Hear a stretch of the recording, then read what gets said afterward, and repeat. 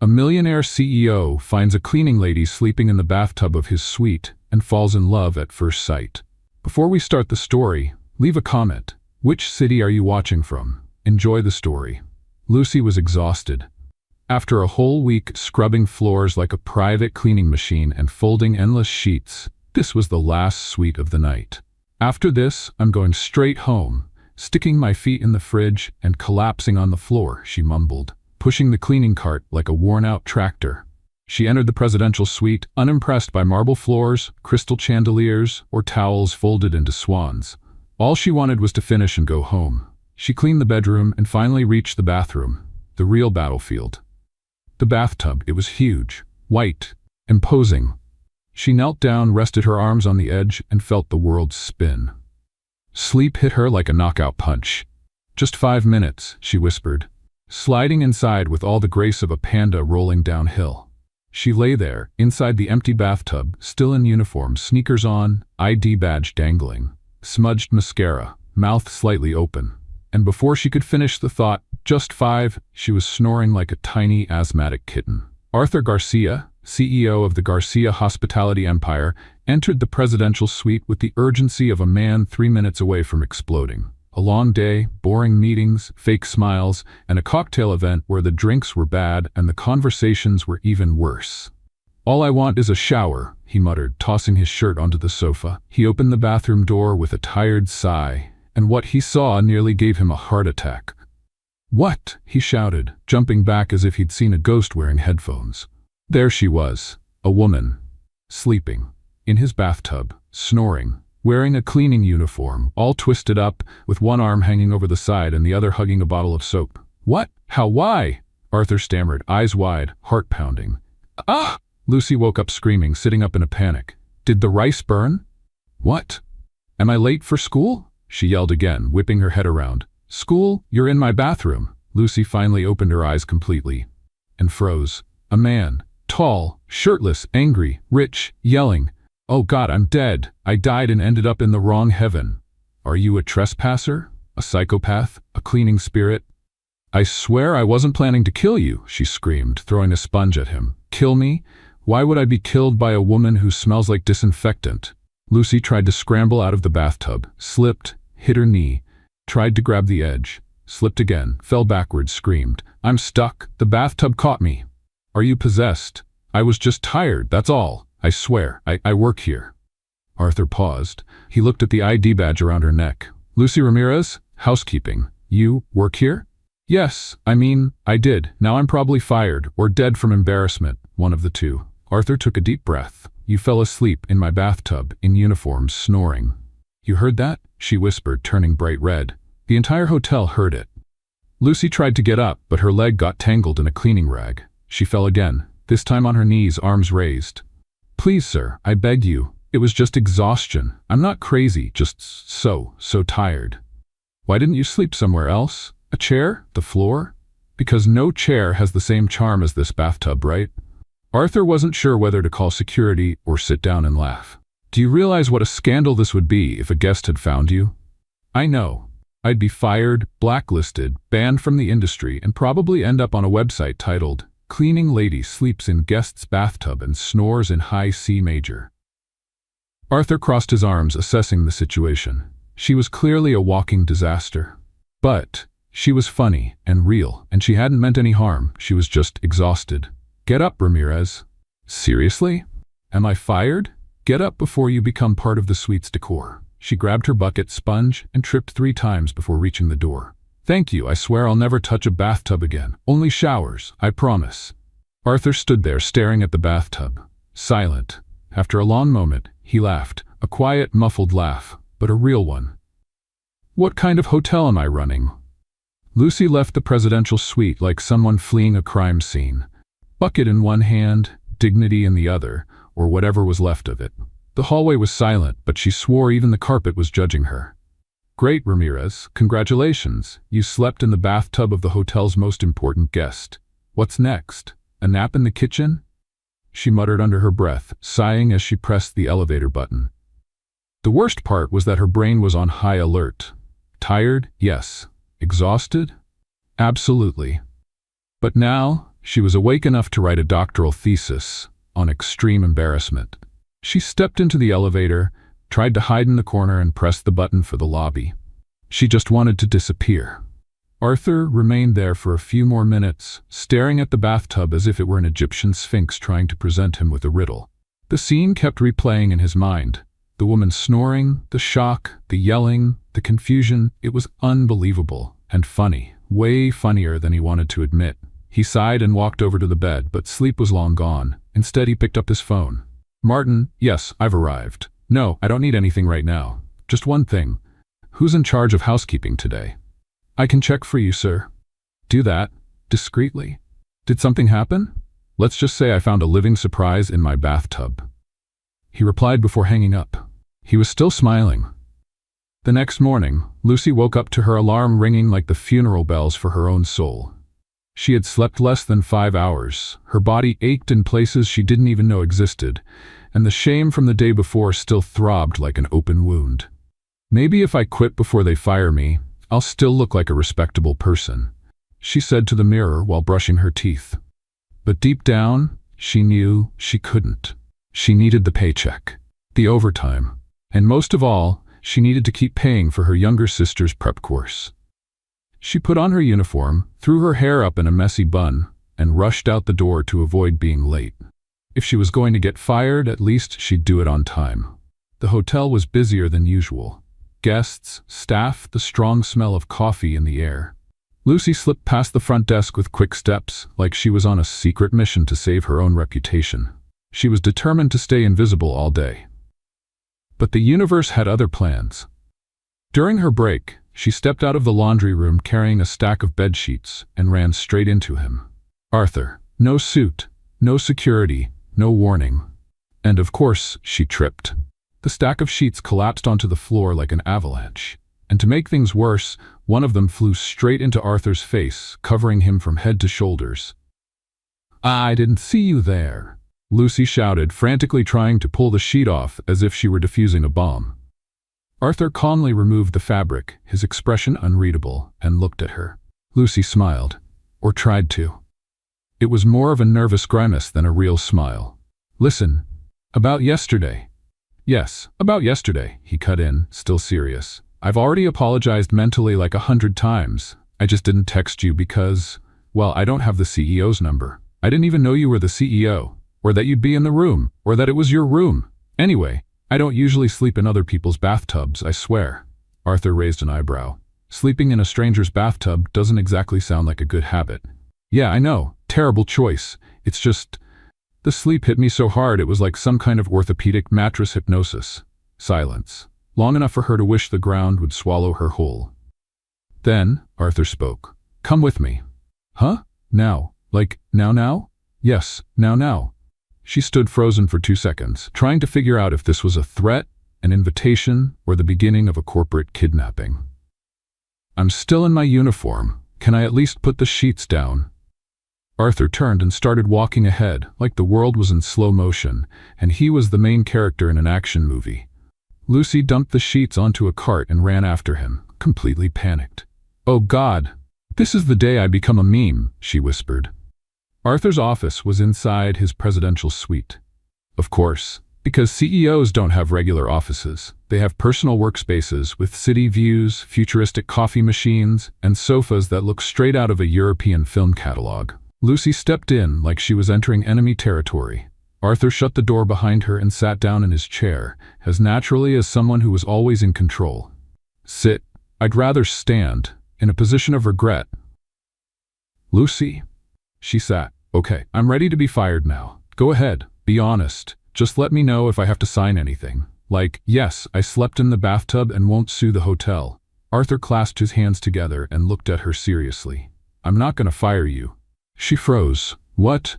"I'm about to make you an offer, but first I need to know, are you the kind of person who gets into trouble often?" "Trouble? Me? Of course not. I'm super professional, except yesterday, and that one time I dropped a jar of olives in the elevator. Oh, and the time when, Lucy?" "Sorry." Arthur leaned back. "Starting today, you're taking on a new role. I want you to be my personal assistant." Silence. Her brain just crashed. "You're what?" Personal assistant. I need someone to help me escape boring meetings, dull dinners, ridiculous social events. Basically, someone to get me out of awkward situations without making me look like an idiot. Lucy blinked. Slowly. Are you serious? Completely. But I'm a housekeeper. Not anymore. Now, you're my assistant if you want the job. I don't own business clothes. I don't speak CEO language. I say dude when I get nervous. Arthur raised a hand, stopping her panic spiral. You don't need to look like an executive. Just be yourself. That's what caught my attention. Your honesty, your spontaneity, and, of course, the audacity to fall asleep in my bathtub. Lucy stared at him like he had just offered her a job as an astronaut. Is this a prank? Are there hidden cameras? I have better things to do than play tricks on sleepwalking housekeepers. She laughed, nervously. And the salary? 3 times what you make now.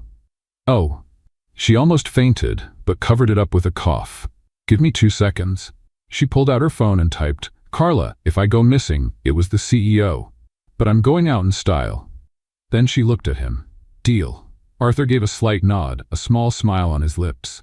Great, you start tomorrow. The launch event for the new spa will be a good test. Lucy stood up, still in shock. Okay, I'll, get ready. Find something appropriate to wear. Practice polite smiles in the mirror. And maybe sleep in an actual bed. Excellent idea. At the door, she paused, turned back, and asked, just out of curiosity, why me? Arthur thought for a moment. Because you're the only person in this hotel who's made me laugh in months, and I'd rather have someone who makes me laugh than someone who puts me to sleep with boredom. She smiled, walking out of the office almost floating. Okay, but just to be clear, the bathtub is still yours. Later, in the employee cafeteria, Carla, Lucy's chatty best friend, nearly choked when she heard the news. You're going to be the CEO's assistant? He's totally in love with you. I saw this in a movie. Oh, Carla, don't start. I can barely walk in heels, and tomorrow I have to smile and act normal. That's never going to happen, Carla said, already grabbing her phone. This is going viral. Lucy rested her forehead on her dinner tray. What have I done with my life? And yet, deep down she was excited. Very excited. The next morning, Lucy woke up with her heart racing, like she was about to run a marathon. In high heels. She looked at herself in the mirror and told herself, you will not faint. You will not trip. You will not mistake a waiter for an investor. And for the love of your reputation, you will not sleep in bathtubs today. She took a deep breath. She had been through a lot in life, but none of it involved heels, executive brunches, or words like networking. She put on the only business-appropriate outfit she could borrow from Carla, a baby pink blazer that made her look like a toddler lawyer. Her hair was pulled into an elegant bun, or at least that was the idea. In reality, it looked like a carefully arranged bird's nest. At the hotel, she went straight to Arthur's office. But before knocking, she checked her breath, straightened her posture, and practiced her professional yet approachable but slightly mysterious smile. What she didn't expect was to open the door and find Arthur standing there, wearing only dress pants, buttoning up his shirt. She froze. Oh my! She yelped, spinning around so fast she nearly broke her neck. Arthur, unfazed, calmly finished buttoning the last button, like this was just another day at the office. You're early, he said, as if standing half-dressed in his office was part of normal business protocol. I didn't know. There was no sign saying, in the middle of dressing. I'm new here. I didn't mean to see anything, I swear, she blurted out, eyes shut as if that would erase the memory. You can turn around now. I'm dressed. She turned back, face burning. This will not happen again, I swear. Unless you forget your shirt again, which I really hope doesn't happen. Arthur picked up an envelope from his desk and handed it to her. Today is the brunch for the spa launch. We need to talk to investors, VIP clients, and the press. Your job, get me out of awkward situations and keep me sane. Lucy took the envelope and let out a nervous laugh. And what if I'm the awkward situation? So it's going to be an authentic debut, he replied, with that little smirk that made people want to either laugh or punch him. A few minutes later, Lucy stepped into the event hall like someone invading a crystal castle. Everything was so bright. Huge chandeliers, crystal glasses, tables full of exotic fruits, and a violinist playing a slow tune that sounded straight out of an Oscar-winning movie. She felt a shiver run down her spine. Calm down, Lucy. Just smile, stay close to the boss, and don't break anything expensive, she whispered to herself. Arthur walked in right behind her, now in full CEO mode. Impeccable suit, neatly styled hair, neutral expression. Breathe, and remember, if I get cornered by someone annoying, you save me. Be creative. And if I get cornered, improvise. You're good at that. She laughed. Is that a compliment or a warning? Both. The first test came quickly. A German investor with a serious mustache and an accent straight out of an old movie. Mr. Garcia, we need to discuss the future of spa globalization, he began, grabbing Arthur by the arm. Arthur shot Lucy a quick look. Help, now. She stepped forward with an exaggerated smile and said, Excuse me, sir, but the chef urgently needs your opinion on the new cucumber and mint juice recipe. It's a disaster, a complete ice-cold catastrophe. Arthur masked his surprise, cleared his throat, and said, Yes, of course. Priorities. He walked away with Lucy, leaving the investor lost in the middle of the exotic fruit display. Cucumber and mint juice? It was the best I could come up with in 2 seconds. Worst excuse ever? Top 5, but effective. The second challenge came when a wealthy woman, wearing a pearl necklace bigger than Lucy's head, approached with a fake smile. Mr. Garcia, what a wonderful surprise. Do you still remember my daughter Clarice's wedding? Arthur gave a polite nod. From what Lucy gathered, Clarice was the ex-fiancée who had run off with her personal trainer. Lucy immediately sensed danger. This woman spoke like someone who enjoyed humiliating others in public. And you are? The woman asked, looking at Lucy as if she were a free sample in a jewelry store. Lucy stepped forward, extended her hand, and smiled. Mr. Garcia's personal nurse? I'm here to prevent nervous breakdowns caused by awkward conversations with former mothers-in-law. The woman blinked in shock for a second. Then she let out a stiff little laugh. Oh, how witty. I try. Life's too short to be unpleasant on purpose. Arthur coughed discreetly to hide his laughter. Come on, Lucy, we need to check the cheese table. As they walked away, he whispered, A nurse? Better than babysitter for a socially anxious millionaire. Effective. Again. I'm getting the hang of it. The afternoon continued with forced small talk, glasses of juice that probably cost as much as Lucy's rent, and conversations she barely understood. But little by little, she realized she was doing well. Better than she expected. She improvised, rescued Arthur from boring discussions, and even managed to make him smile, genuinely. Most importantly, she was actually having fun. Until the press conference started. Arthur stepped onto a small stage to welcome the guests. Lucy stood beside him, pretending to be just another assistant, not an ex-cleaning lady who once fell asleep in the bathtub of the man now running a hotel empire. Good afternoon, Arthur said into the microphone. It's a pleasure to have you all at this special event. Our new spa was designed to offer guests a luxurious and revitalizing experience. And I'd like to take a moment to thank the team, especially someone who recently surprised me in a rather unexpected way. Lucy froze. Ladies and gentlemen, please welcome Lucy Ramirez, my new personal assistant. The audience clapped, some smiled, others whispered, and Lucy froze. Sensing the panic in her eyes, Arthur added, Before anyone starts making up stories, let me clarify. No, she wasn't hired because she slept in my bathtub, though she is the first person to do so and survive. Laughter. Lucy turned bright red but smiled. A genuine smile, the kind that comes from finally being seen and accepted. When the event ended, Arthur pulled her aside. Sorry for the surprise. I still don't know if I should punch you or hug you. Do both, just wait until after work. Lucy laughed, relieved.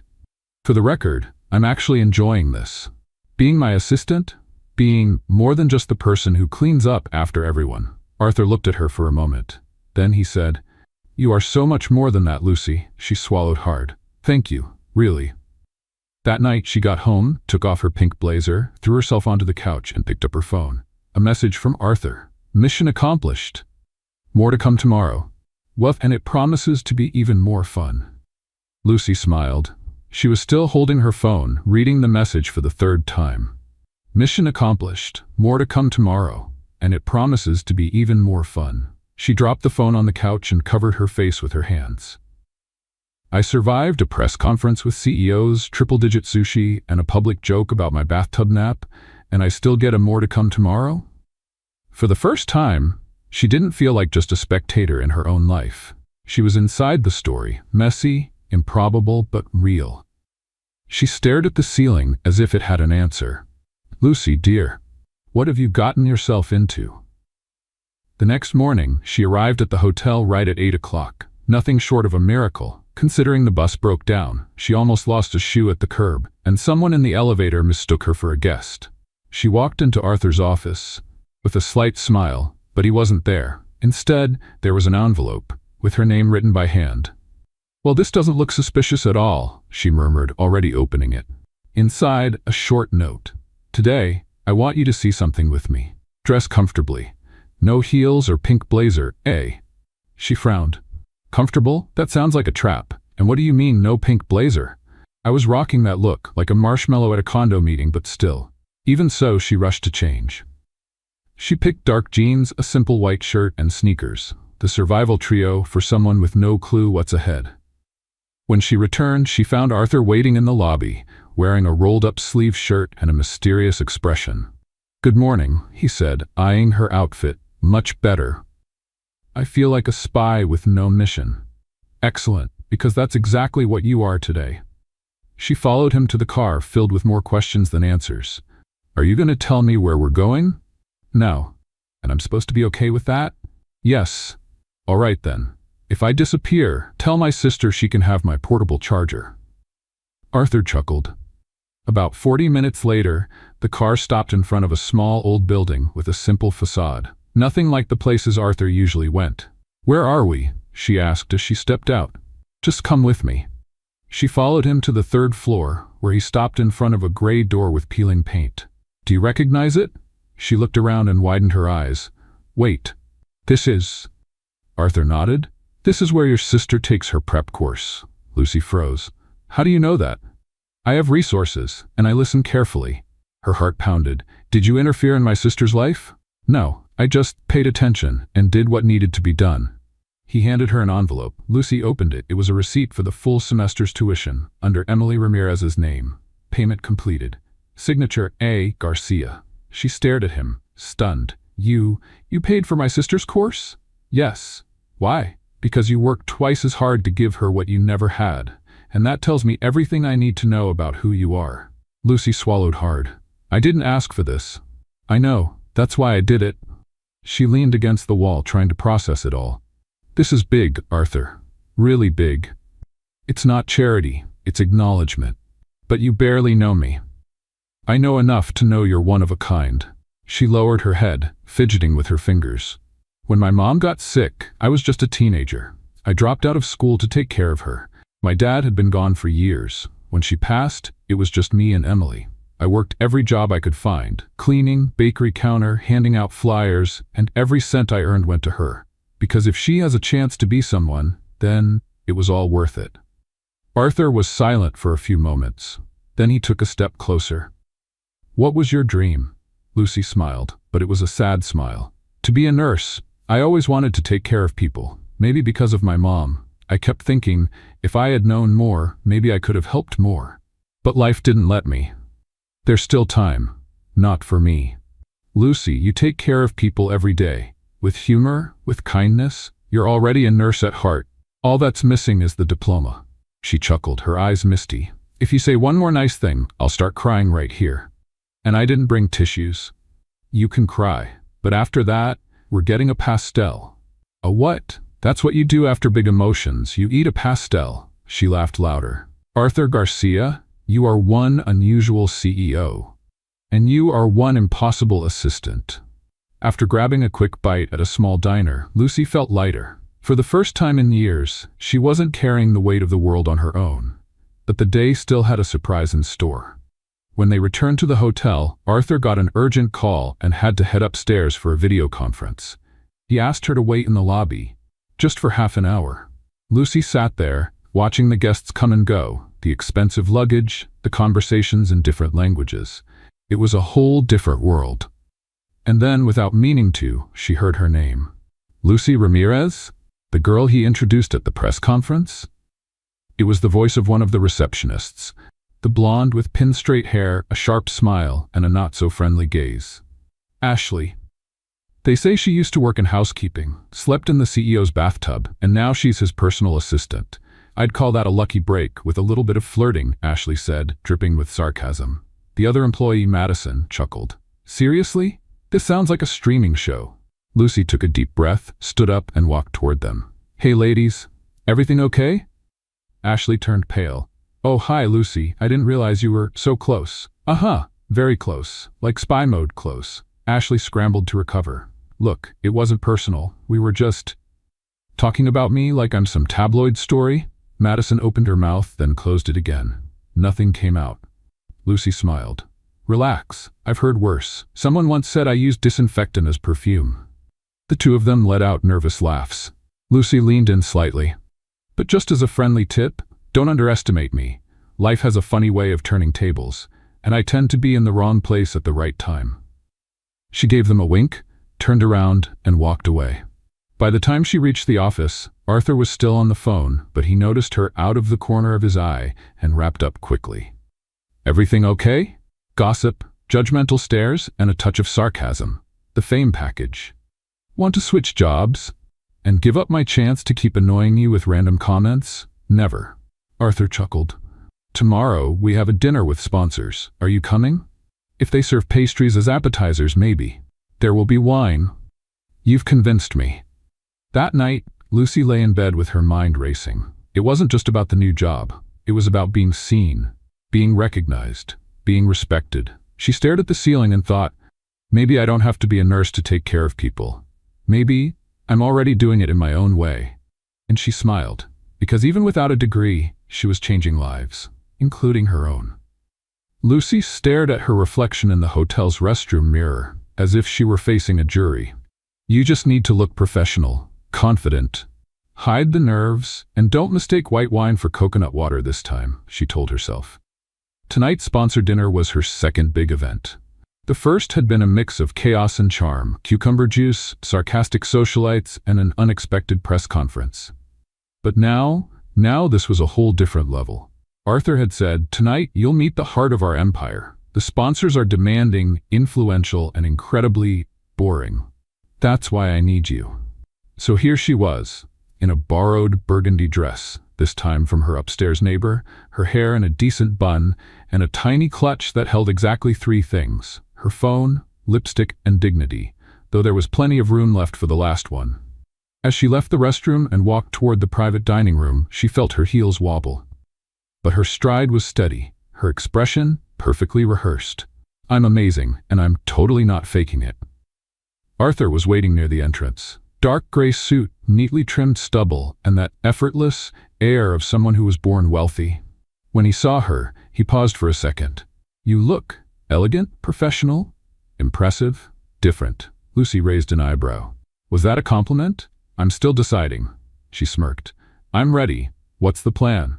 Survive the sponsors, avoid awkward questions, and if possible, escape before dessert. I've had a ginger mousse trauma since last year's dinner.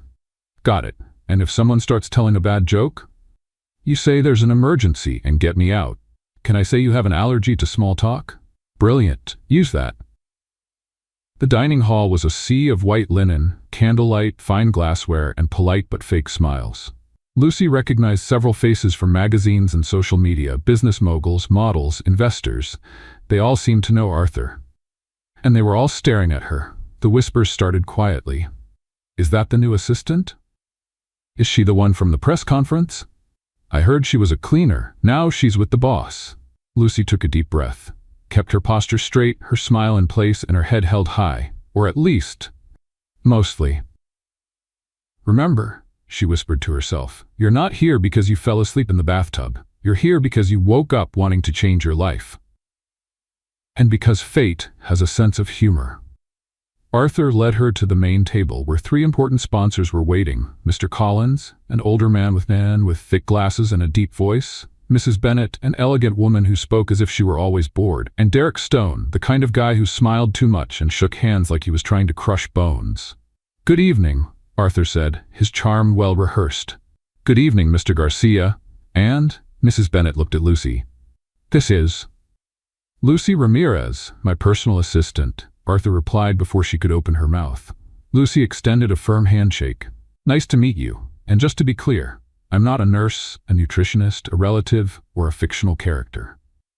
A few quiet chuckles around the table. Arthur seemed pleased. The dinner continued with sophisticated appetizers and conversations about numbers, projections, investments, and, to Lucy's absolute boredom, Slovenian artisanal wine prices. Still, she carried out her mission flawlessly. She smiled, asked smart questions when needed, kept Arthur from getting trapped in endless debates, and even discreetly suggested that the waiter remove the scallop dish before someone could comment that it was a little overcooked. "I don't know how I survived these events without you," Arthur murmured, leaning toward her. "Probably more bored and more bad-tempered." "True. But with less public embarrassment." "Also true." Everything was going smoothly. Until she showed up. Madeline. A tight black dress, stiletto heels, red hair cascading in waves, and a perfume that announced her presence before she even arrived. Lucy saw her first, and her immediate instinct was to turn her back and pretend she urgently needed to leave the country. But it was too late. "Arthur," Madeline said, her smile sharp. Arthur turned, and the slight smile on his face vanished. "Madeline." Lucy straightened in her chair. "I didn't know you'd be here," Madeline said, looking Lucy up and down. "And you brought company?" Arthur took a deep breath. "Madeline, this is Lucy Ramirez, my assistant." "Ah, of course," the redhead replied, extending her cold fingers. "Assistant." Lucy shook her hand firmly. "That's right, not to be confused with decorative," Madeline smiled. "Of course, it's always nice to see new hires with multiple skills." Lucy kept smiling, but inside she was screaming, "Hold me back or I'll bite her." "And you?" she asked. "Still in the business of scheming, or did you change careers?" Arthur cleared his throat. "Ladies?" "Sorry," Lucy said, "just trying to learn how to behave among the big fish."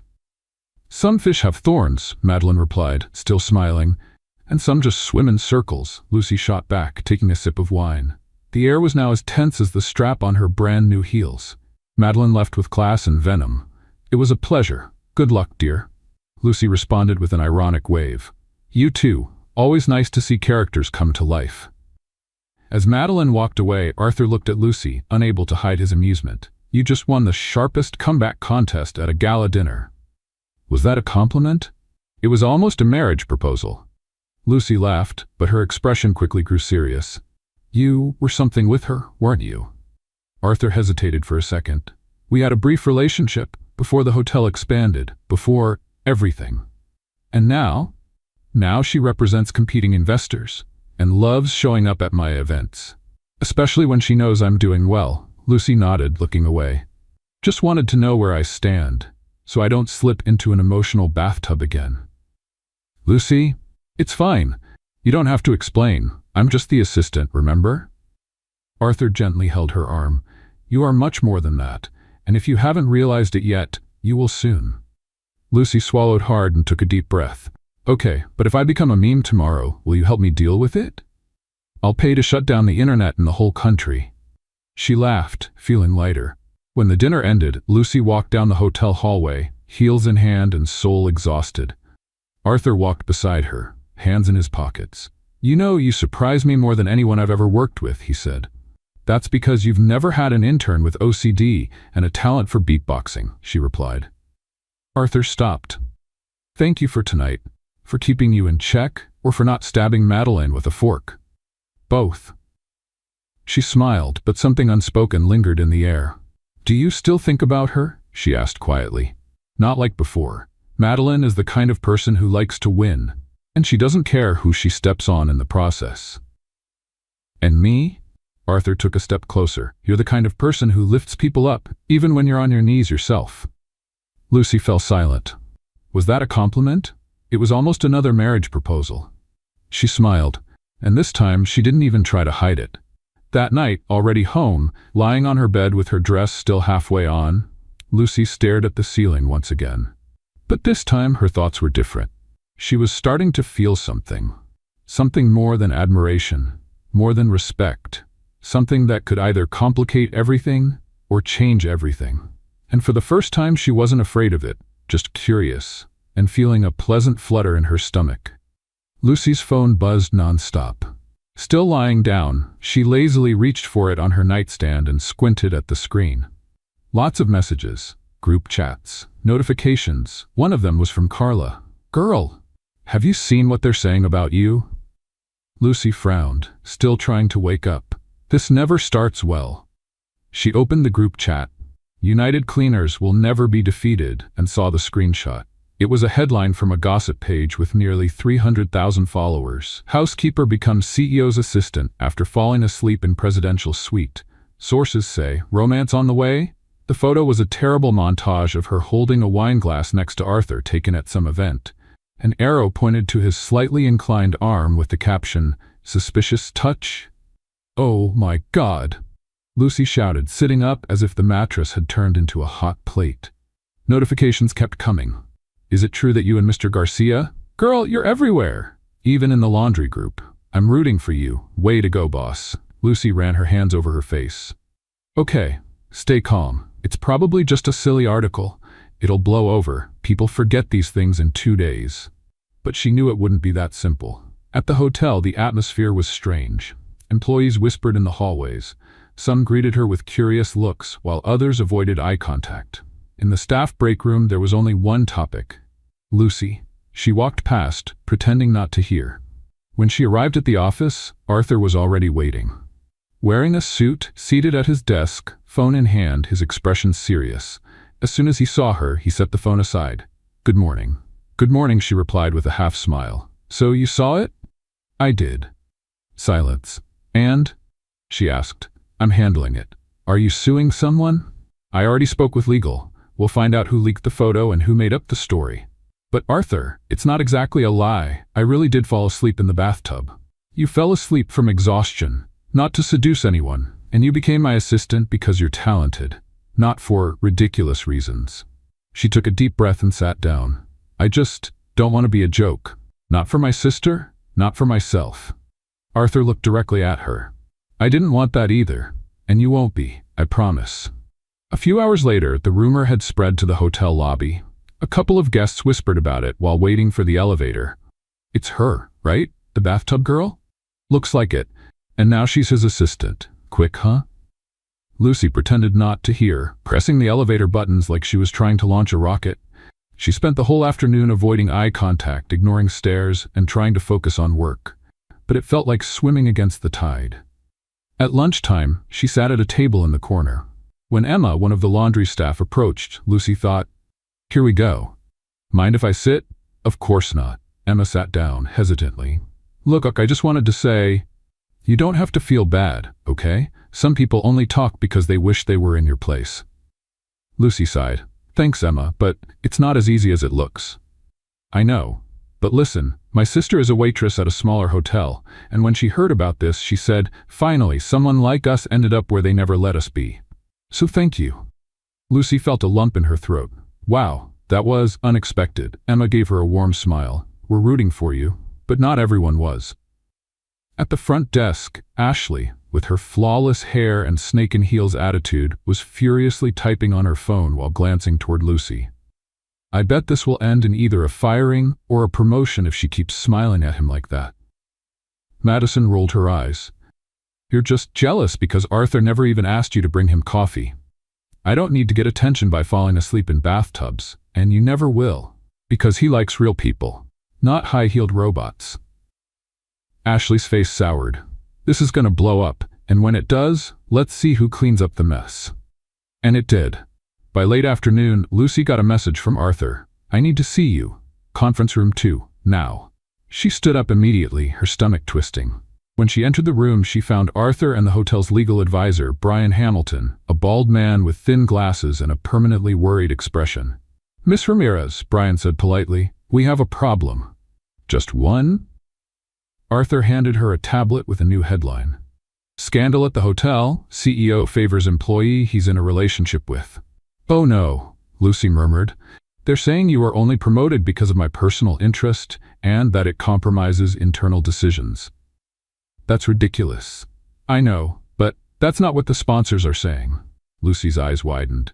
"The sponsors?" Arthur nodded. "Some are demanding a statement from me. Others are threatening to pull their support if I don't take action." "What kind of action?" Brian answered. "The most recommended course would be for Miss Ramirez to take a temporary leave. until the situation is cleared up. Lucy felt a chill run down her spine. You want to remove me? Arthur stepped forward. That's not what I want, but it's what they expect. And if I push back now, I could lose contracts, partnerships, years of support. Lucy stayed silent. So that's it? I go back to cleaning? No, Arthur said firmly. If you want, you can take a few days. Go home. Take a break, but your position is secure. With me. Lucy looked at him. His eyes were intense, but the pain was real. I need to think. She walked out without another word. In the locker room, Carla showed up out of nowhere. Hey girl. Carla? How did you get in here? I have my ways. The morning shift receptionist owes me a favor since I covered for her once. Lucy hugged her. For the first time that day, she let herself break a little. I'm being swallowed up by gossip. That's because you're shining too bright, and people who live in the dark can't handle that kind of light. Carla, I'm an assistant, not some symbol of resilience. Oh, but you are. You know why? Because even when you were scared, you stayed. Even when you felt ashamed, you held your head high, and even while being judged, you never changed who you are. Lucy smiled, touched. That was beautiful, almost poetic. I wrote it on the back of a cookie package yesterday. That night, Lucy was ready to leave when she found Arthur in the lobby. He was alone, hands in his pockets. Going home? He asked. Yeah, I'm done for today. Do you need a ride? No. Silence. Lucy, I'm sorry. She looked at him. You're not the one who should be apologizing. The world should, but it won't, will it? Unfortunately, no. So we learn to walk with our heads up anyway.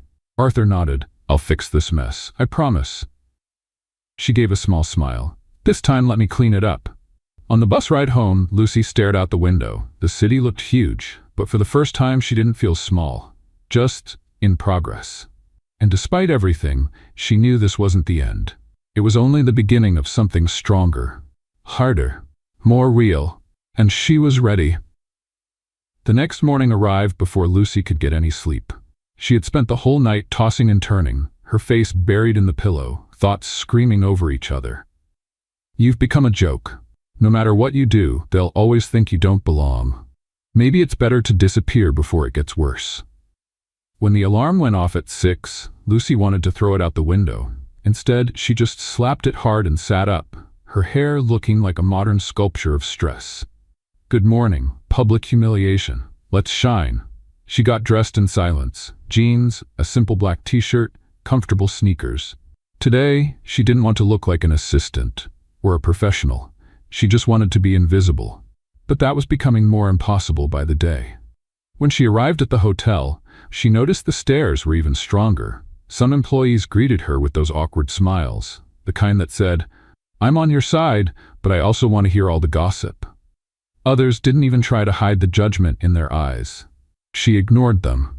The elevator took longer than usual. Inside, she found Ashley and Madison. So, you came back, Ashley said, her voice as sweet as pure lemon. Lucy just stared at the button for the 10th floor. After everything that happened, I thought you'd take a forced vacation, Ashley added with a little laugh. I'm still here, Ashley. But if you'd like, I can arrange a forced vacation for you if you keep talking in that horror movie voice. Madison choked, trying not to laugh.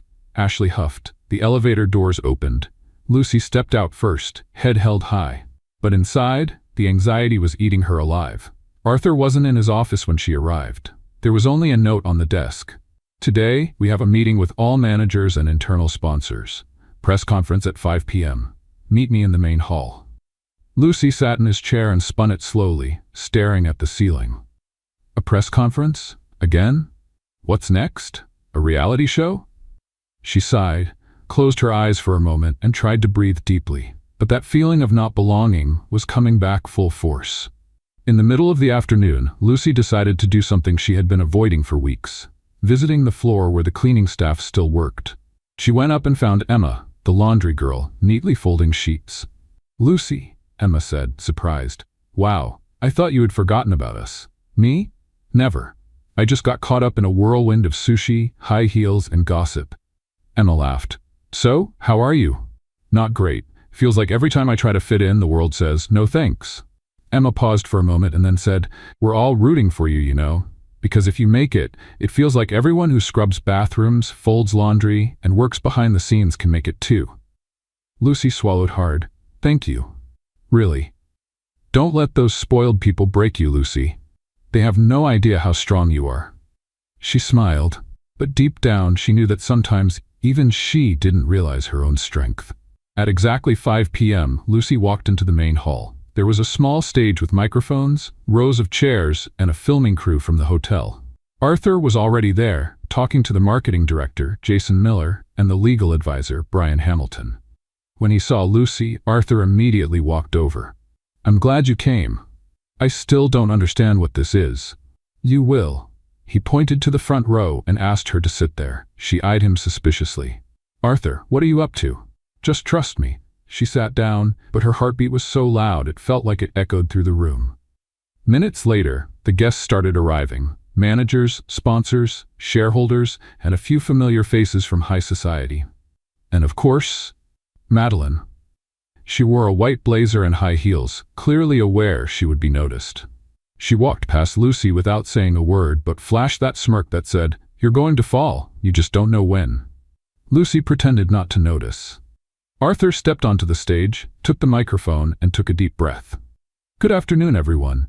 Thank you for coming on such short notice. This emergency meeting was called for one reason only, to put an end, once and for all, to the rumors surrounding my personal assistant, Lucy Ramirez. Lucy froze in her chair. A murmur spread through the room. Arthur continued.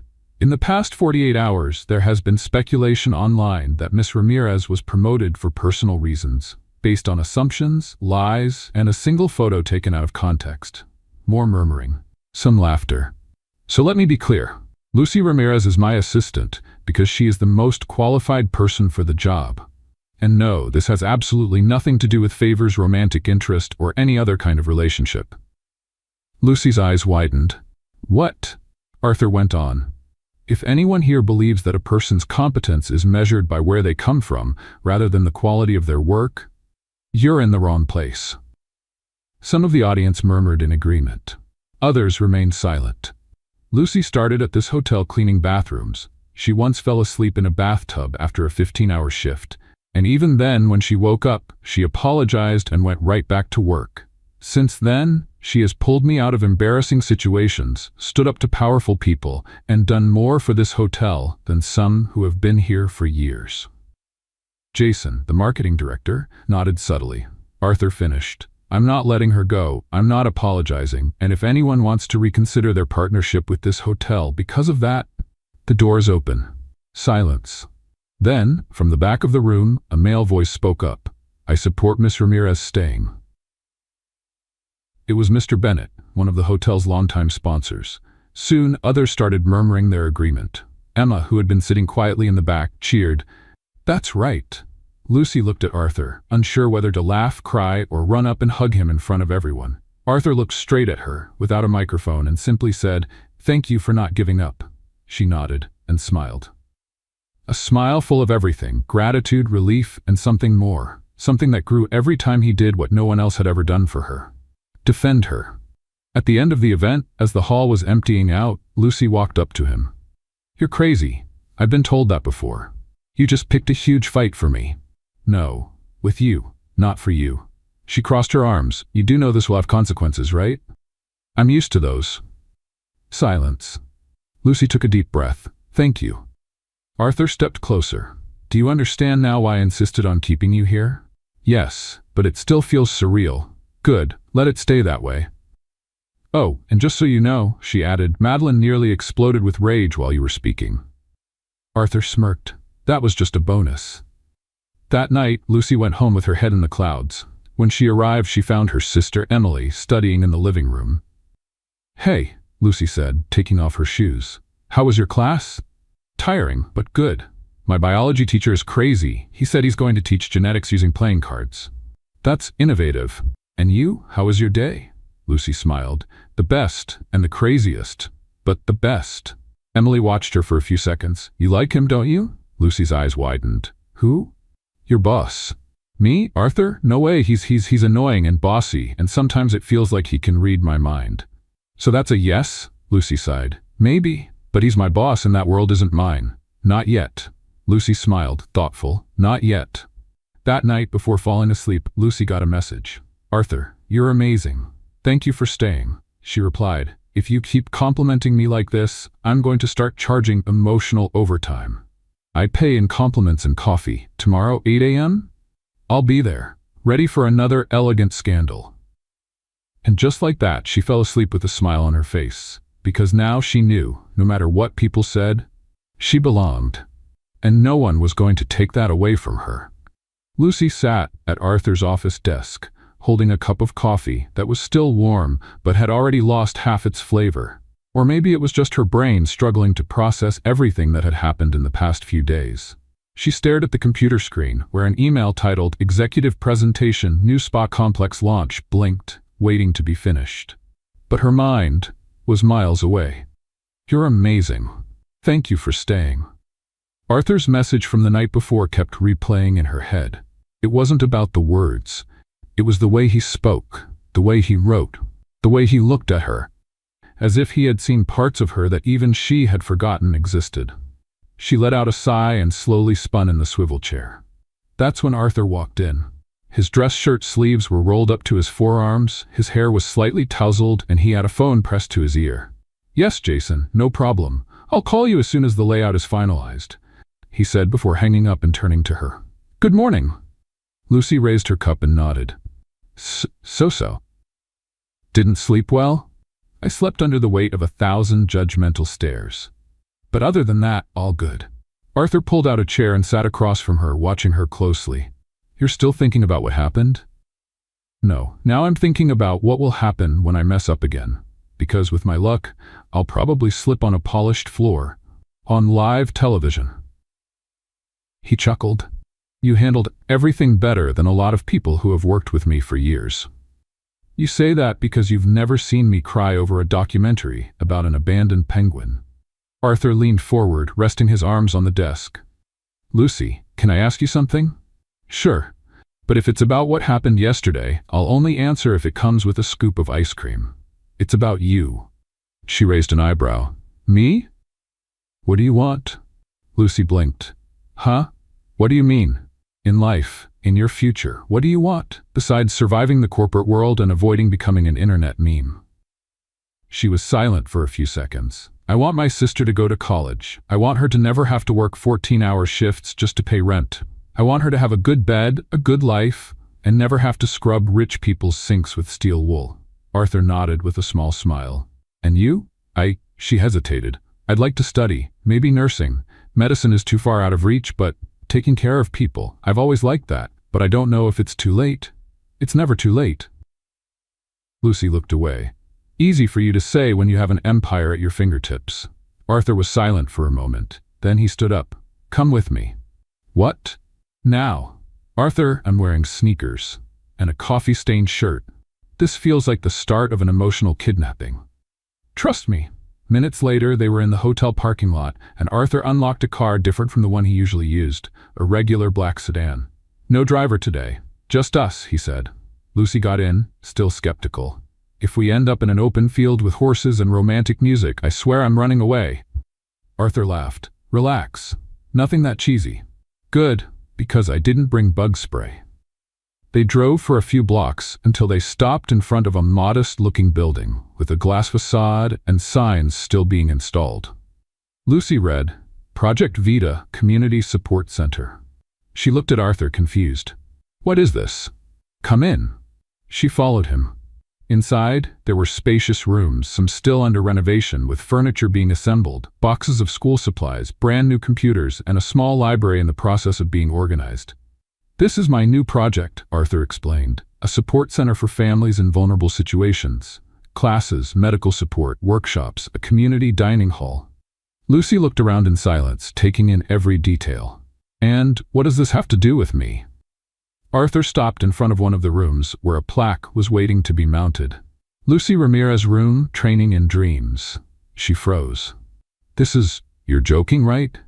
This room will offer scholarships and basic training for young adults who want a second chance. And it's named after you. Because you inspired it." Lucy covered her mouth, her eyes welling up. "Arthur, I got the idea after our conversation about nursing. You said you wished you could have helped your mom more. And I thought, Maybe you still can, starting here. She took a deep breath. This is too big. It's the least you deserve.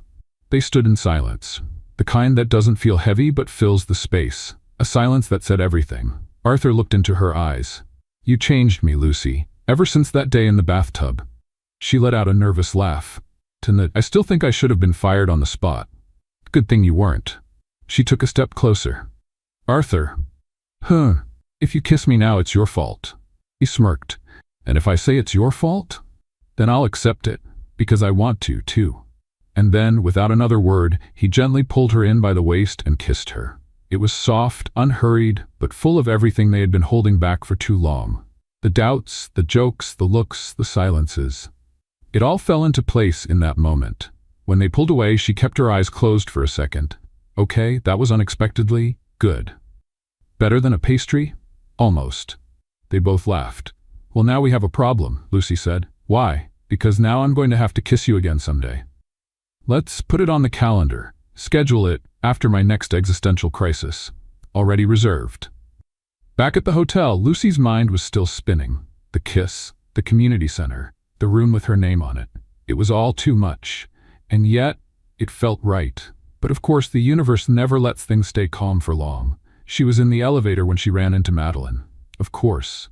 Well, if it isn't the celebrity of the week, Madeline said, stepping into the elevator with a smug smile. Lucy kept her expression neutral. Madeline, what an almost sincere pleasure. I hear Arthur has a new hobby, building shelters and handing out kisses. And I hear you've been trying to understand the concept of humility. How's that going? Madeline laughed. You know this won't last, right? The elevator? I hope so. We still have 4 more floors. No, your story. This, you and him, it's not real. Just charity disguised as romance. Lucy took a deep breath. You know what the difference between us is? Oh, I can't wait to hear. You want to win. I just want to live. The elevator arrived. Lucy stepped out first. Good luck with that, Madeline. You'll need it more. But Lucy didn't look back, because for the first time she wasn't afraid anymore. That night, at home, Emily was waiting for her with the table set. I made frozen lasagna, nothing more gourmet than that. I kissed Arthur. Emily nearly dropped her fork. You did what? It was spontaneous and intense, but beautiful. Oh my God, is this serious? Lucy sat down, smiling. I think so. And now? Lucy looked up at the ceiling, thoughtful. Now I figure out what it's like to experience something I never thought I could. Emily smiled. And here I was thinking my test score was the big news of the day. They both laughed, and Lucy knew something was really changing. Not outside, but inside. The morning after the kiss, Lucy woke up with her heart racing and a silly smile stuck on her face. A smile she tried to hide, failed, tried again, and failed again. Okay, Ramirez, she said to the mirror. You kissed your boss, a billionaire CEO. Now what? Sing in the hallway? Make a declaration over breakfast? Live out a Taylor Swift music video? She fanned herself with the lid of her hairbrush and laughed alone. But soon the nervousness crept in. What if it had just been a moment? A whim? What if Arthur woke up today and simply regretted it? Taking a deep breath, she dressed as neutrally as possible. No bold lipstick, no sweet perfume. Today's plan, casual, controlled, composed. Or at least pretend to be. When she arrived at the hotel, everything seemed normal. People in the lobby, coffee being served, conversations about reservations and checkouts. But when Lucy stepped into the elevator and pressed the button for the 10th floor, she felt her heart race. She didn't know how to face Arthur after the night before. But he wasn't in the office, or anywhere. Strange. She checked her phone. No messages, no calls. Maybe he was in a meeting, or running away to Alaska. Around 10 a.m., Lucy went to the hotel restaurant to take care of something with the manager. As she passed through the main hall, she noticed the team setting up for next week's event. That's when she heard 2 familiar voices, Arthur and Madeline. Behind a wooden partition, they stood facing each other, speaking in low but intense tones. Arthur, you're losing yourself, Madeline said. This is none of your business, he replied, visibly irritated. Are you in love with her? With an employee? With someone who will never understand this world? Don't you dare talk about her like that. I'm just saying what everyone already thinks. You may be brilliant in business, but when it comes to the heart, you've always had terrible taste. Silence. Lucy is different. And I don't owe you an explanation. Lucy felt her stomach sink. She instinctively took a step back, accidentally bumping into a decorative column, which wobbled slightly. Arthur stopped talking. Both turned toward the sound. Lucy quickly turned away and left before they could see her. Or at least, she wanted to believe they hadn't. Back in the office, she sat at her desk, staring at the computer, but she didn't type a single word. Her mind was spinning. Are you in love with her? That question kept replaying over and over. But more than the words, it was the tone, the context, the doubt. Someone who will never understand this world. The pain didn't come from what Madeline had said, but from the fact that Arthur hadn't denied it. What if it was true? What if, no matter how hard he tried, they really were from two different worlds? She tried to focus on the report. She reviewed the numbers 3 times, but nothing made sense. So she stood up, grabbed her bag, and headed to the cafe across the street. She needed air. Arthur didn't show up at the office until afternoon. He immediately looked for Lucy, but all he found was her bag on the chair and an abandoned coffee cup. He checked his phone. No messages from her. A strange unease settled in, as if something was out of place. He picked up his phone and called. Lucy? Hi, she answered, her voice low. Where are you? Getting some air. Are you okay? I'm alive. That's a good start. Silence. Can we talk? Not now. And she hung up. Arthur stared at his phone for a few seconds. He knew. She had heard everything. That night, Lucy got home exhausted, but not physically. It was a deep, emotional exhaustion, as if she had run a marathon inside her own mind. Emily was on the couch, watching a movie. Hey, I got pizza. Your favorite, pepperoni with a cheese crust. Lucy forced a smile. Thanks. Emily studied her sister's face. Did something happen? Just a weird day. Weird like I spilled coffee on the CEO, or I'm in love and don't know if I'm enough. Lucy blinked. Are you reading my mind now? Emily grabbed a slice of pizza. I'm your sister. I have a poetic license to guess when you're internally freaking out. Lucy sat next to her. I heard Arthur arguing with that Madeline woman today. She basically said he was losing himself because of me. And he didn't deny it.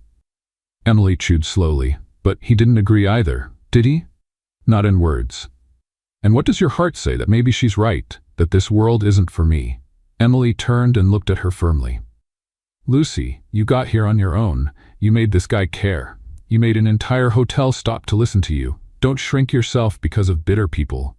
Lucy let out a deep sigh. What if I step back a little, just to think? If it's for you, that's fine. But if it's out of fear, it's not worth it. Across the city, Arthur stood on the hotel terrace, looking at the city lights. A glass of wine in his hand, he replayed every word from that morning in his mind. Every reaction from Lucy, every expression she tried to hide. He knew he had stepped into dangerous territory. He knew that, for someone like her, every step in this world felt heavy. But he didn't want her to take that step alone. He picked up his phone. Typed, deleted, typed again. Arthur, I wish I could go back to last night. Not to change the kiss, just to tell you how much it meant. He waited. No reply. Let's play a little game for those who only read the comments. Type ice cream in the comments. Only those who made it this far will understand. Now let's get back to the story. The next morning, Lucy arrived at the hotel early. She avoided the employee elevator and took the stairs. Avoided the cafe. Avoided the stairs. She was determined to be professional, cold, focused. When she entered the office, Arthur was already there, standing by the window. She walked in, her heart beating in sync with the sound of her heels on the marble floor. Good morning, she said with a light, neutral smile. Good morning. Silence. We have a meeting with the marketing team at 10. It's already on the schedule. Silence again. About yesterday. No need, she said too quickly. It's over. Not for me. She finally looked at him. Arthur, this world, it scares me. Not because of the people, but because it has rules I never learned, and because sometimes I feel like I'm just a temporary piece in a game I was never invited to play. He stepped closer. You're not a piece, and you're not temporary. Then what am I? Arthur hesitated. Someone who makes me want to change the whole game. Lucy felt the ground shift beneath her feet. You know this could end badly, right? Everything worthwhile is a little scary. She took a deep breath. Then give me some time. As much as you need. Thank you. She turned to go to her desk, but before leaving she stopped at the door. "And just so you know, the kiss is still the best thing I've ever tasted." Arthur smiled. "Good, because I still want to try dessert." She shook her head, unable to hold back a laugh. And in that moment, she realized their silence wasn't an ending, just a pause. Before the next step. Lucy was finishing up a spreadsheet on her computer when Arthur appeared at the office door with 2 cups of coffee. He walked in slowly, as if he knew he was stepping into sensitive territory. "Truce?" he asked, holding out one of the cups. She hesitated for a second before taking it. "Apology coffee?" "New beginnings coffee." Lucy took a sip. Strong. Hot. Exactly what she needed at that moment. "I thought you were going to disappear," he said. "I thought about it, but then I remembered Emily still doesn't know how to use the microwave properly." Arthur chuckled, relieved to see her joking again. "And also," Lucy added, "it would be pretty cowardly to walk away now, after everything." "You're many things, Lucy Ramirez, but a coward is definitely not one of them." She looked at him, serious. "And you? Do you still think you can balance 2 worlds that don't mix?" "I don't want to balance them. I want to transform them." "That sounds nice, but in practice, I want you to come with me." "Where?" Arthur pulled an envelope from the inside pocket of his blazer and placed it on the desk. Lucy opened it. Inside were 2 plane tickets. "Paris? International Food Event. Project Vita has been nominated for a Social Impact Award, and I want you to present it with the team." Her eyes widened. "Me? Present? In Paris? You know every detail. You were the one who inspired the idea. And besides, there are still too many people who need to see what a former janitor can do." Lucy ran her fingers over the envelope carefully, as if it were made of glass. "And what do you expect to happen there?" "I expect you to be proud of who you've become. And I expect the world to see what I've seen since the day you woke me up snoring in a bathtub." Lucy laughed, surprised at how possible it all seemed now. "And us?" she asked, her voice softer. Arthur stepped closer. "We go together, one step at a time. No pressure, no labels, just whatever is real." She bit her lip, thinking, "Okay, but only because I've always wanted to see the Eiffel Tower up close, and maybe you up close too. Then it's a deal." She smiled. "Paris, me, you, an international event. What could go wrong?" Arthur raised an eyebrow. "Lucy, all right, don't finish that sentence. I've learned that asking that question is basically a curse." That night, Lucy walked home with a quiet smile on her face. A light breeze played with her hair, and for the first time in a long time, the world felt light. When she arrived, Emily was waiting with a tub of ice cream and a look that demanded answers. "Talk, now." "Paris. What?"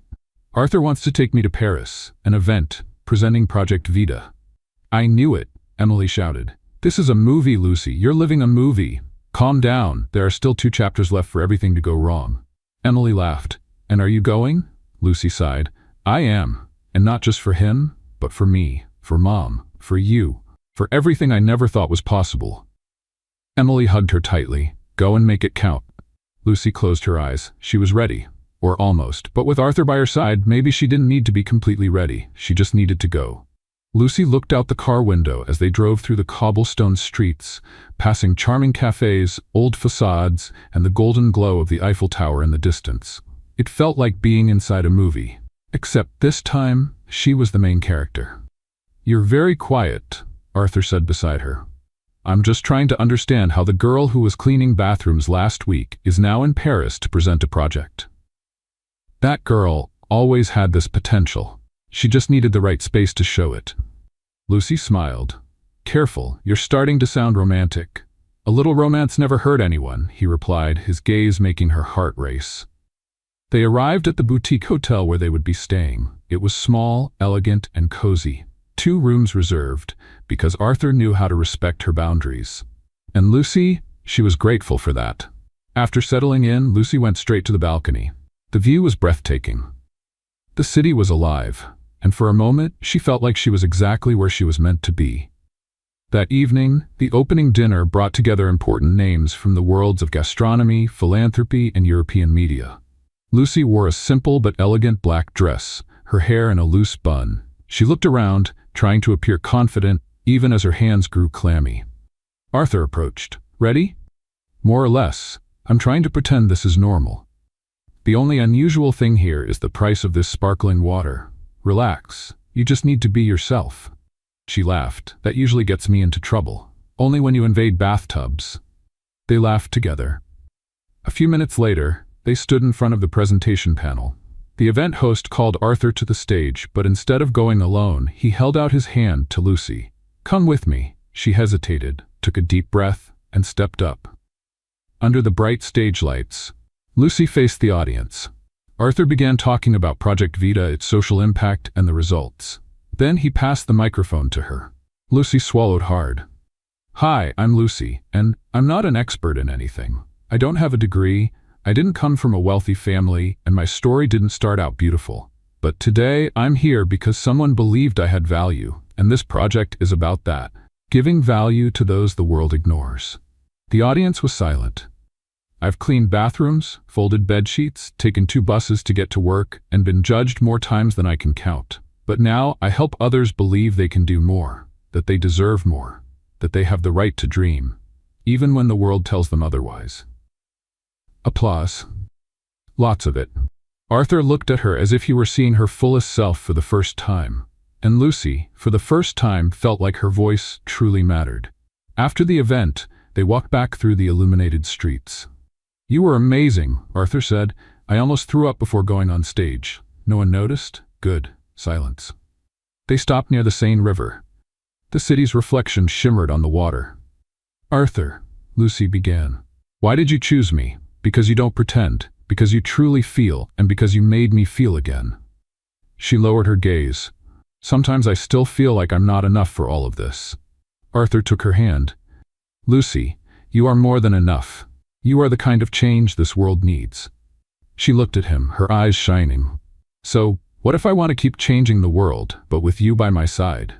"I think that sounds like a wonderful idea. No scandals? We survived the first one, we can handle the rest. And what if I mess up again? Then we'll laugh again." She smiled. "Then I guess we're ready." "We are," he said, "for Paris, for whatever comes next, for us." She rested her head on his shoulder, and for a moment the whole world finally made sense. 6 months later, the new Project Vita building was full of life. Children ran through the hallways, young adults laughed in classrooms, and adults learned how to create their first resumes on brand new computers that still smelled like fresh plastic. At the center of it all was Lucy Ramirez, now officially the coordinator of the training program. White coat, name-embroidered badge, and a smile that only grew stronger every day. She walked through the corridors, greeting students by name. She knew their stories, their doubts, their dreams. Because once, she had been just like them, scared, exhausted, and holding on to hope by a thread. "Lucy." Sophie, one of the volunteers, called. "The afternoon class wants to show you their career fair posters. And there's a little boy who says you're a princess disguised as a teacher. Tell him I'm more like a superhero in disguise, but I'll accept the crown if it's made of aluminum foil." Sophie laughed, and Lucy walked to room 3, where Miguel, an 8-year-old boy, was holding up a drawing of her wearing a red cape and holding a broom. "A broom, Miguel? Because you used to clean, right? But now you fly with it." She laughed, touched. That meant more than any award. Later, Lucy went up to her office. On her desk, she found a cup of hot coffee and a small note. "Today at 6 p.m. Don't run away." She smiled. She knew Arthur had been planning something, but she pretended not to notice. Their relationship was quiet but strong, built on respect, admiration, and far more laughter than she had expected. At exactly 6 p.m. he appeared in the hallway. Dark suit, a subtle smile, and that look she had learned to read from a distance. "Come with me." "Kidnapping me again? If I am, the ransom will be a surprise." "That sounds risky. I was already won over by a pastry in the last chapter. This time, it's more serious. Serious like you cooked. Serious like you'll have to wear heels. Now I'm scared." They arrived at a rooftop decorated with hanging lights, candles on rustic tables, and soft violin music playing in the background. It looked like a scene from a romantic comedy or a dream carefully crafted by someone who noticed every little detail about her. "Arthur, what is this?" "A thank you dinner." "For what?" "For existing." She looked around, visibly moved. "I never thought," she paused, swallowing her emotions, "that I'd be here. With you, with this." And I never thought a woman asleep in a bathtub would change my entire life. She laughed, her eyes shining. I snored, remember? I do. It was the most unforgettable sound of my career. They sat down. The dinner was light. Laughter, white wine, memories, and plans. When they finished dessert, Arthur stood up. Lucy. She looked at him curiously. He took a deep breath, walked toward her, and then tripped. Literally. Oh my God, are you okay? She jumped up, startled. It was part of the plan, he said, standing up, trying to play it off. Or not. But now it'll seem poetic. She burst out laughing. You ruined the moment? I perfected the comedy. Then he pulled a small box from his pocket and knelt down. Lucy froze. Arthur looked into her eyes. You walked into my life without warning and turned everything upside down. I had a strict routine, a life plan, 5-year goals, and you knocked all of that over with a mop in one hand and sarcasm in the other. She covered her mouth, already crying. You showed me what it means to really live. You taught me to laugh at the chaos, to listen with my heart, and to love without fear. And if I'm lucky, I want to stumble through life with you. Forever. He opened the box.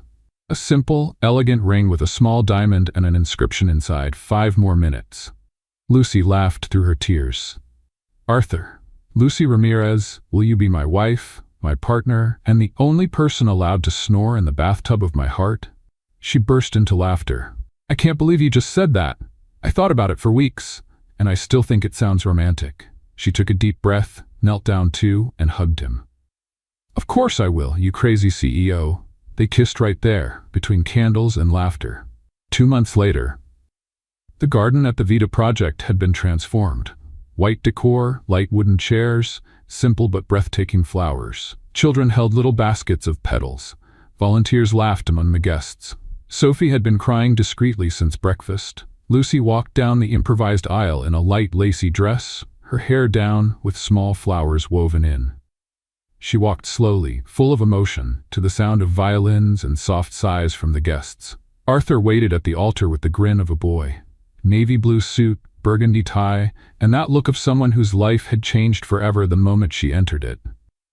As she arrived, Lucy glanced at Emily, who was holding the rings with trembling hands. Don't cry, or I'll start too, Lucy whispered. I've been crying for 3 days. Haven't you noticed? The ceremony was simple, with vows written by the bride and groom.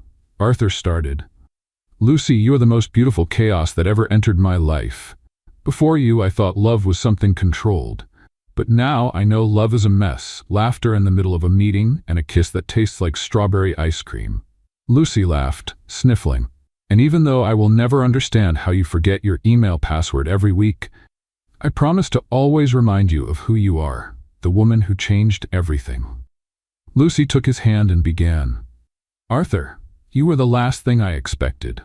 A man in a suit, serious face, and a heart that, luckily, I discovered was enormous. You saw me when I didn't even know there was anything left in me to be seen. She was laughing and crying at the same time. I promise to love you even on the days when you're unbearably punctual, even when you try to cook and fail miserably, and even when you wear a tie that matches your socks, especially on those days. Everyone laughed. Emily handed over the rings. The two exchanged a look as if the whole world had gone silent. I love you, Arthur said. I love you too, my real-life CEO. When the officiant officially pronounced them married, Arthur kissed her with the same emotion as their first kiss.